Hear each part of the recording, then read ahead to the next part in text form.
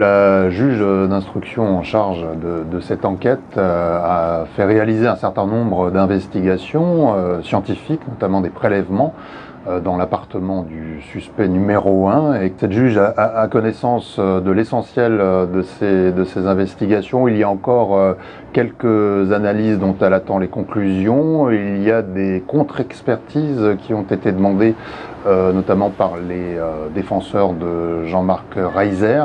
Mais l'essentiel des éléments est dorénavant scientifique, en tout cas en possession de la juge d'instruction, ce qui permettrait de boucler l'instruction au courant de l'année prochaine, au courant 2020.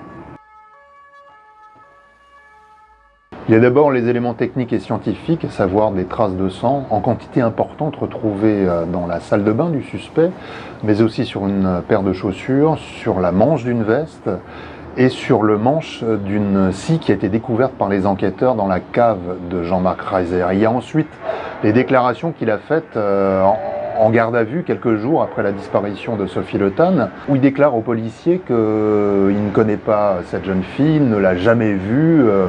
La photo qu'on lui présente ne lui dit rien du tout, et puis quand on lui explique qu'on a retrouvé l'ADN de Sophie Le Tan sur des affaires dans son appartement, il est bien obligé d'admettre que finalement, oui, il l'a croisée, il l'aurait, dit-il, aperçue dans la rue, à Schiltigheim, non loin de son appartement. Elle était, dit-il, blessée à la main, elle perdait du sang en quantité abondante, et il lui aurait proposé de monter dans son appartement pour la soigner, ce qu'il aurait fait, dit-il, avant de la laisser repartir. Elle est toujours introuvable, les recherches se poursuivent quasiment tous les week-ends. Il y a de nombreux bénévoles sur le terrain qui cherchent au gré des éléments de l'enquête. Quand on sait que le portable de Jean-Marc Reiser a borné dans tel ou tel massif forestier, principalement dans les Vosges du Nord ou dans les forêts de la vallée de la Bruche, ce sont deux secteurs où a priori il avait l'habitude de se promener, des secteurs qu'il connaît bien. C'est très compliqué de savoir où diriger les recherches. Bref, on cherche un petit peu au hasard, mais c'est aussi l'occasion de se retrouver. Les proches de Sophie Le Tan, ses parents, ses cousins participent à ces recherches.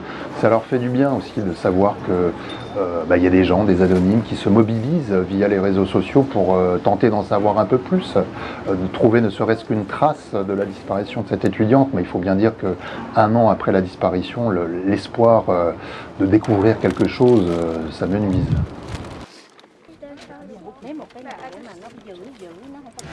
Retrouvez tout France Bleu sur francebleu.fr.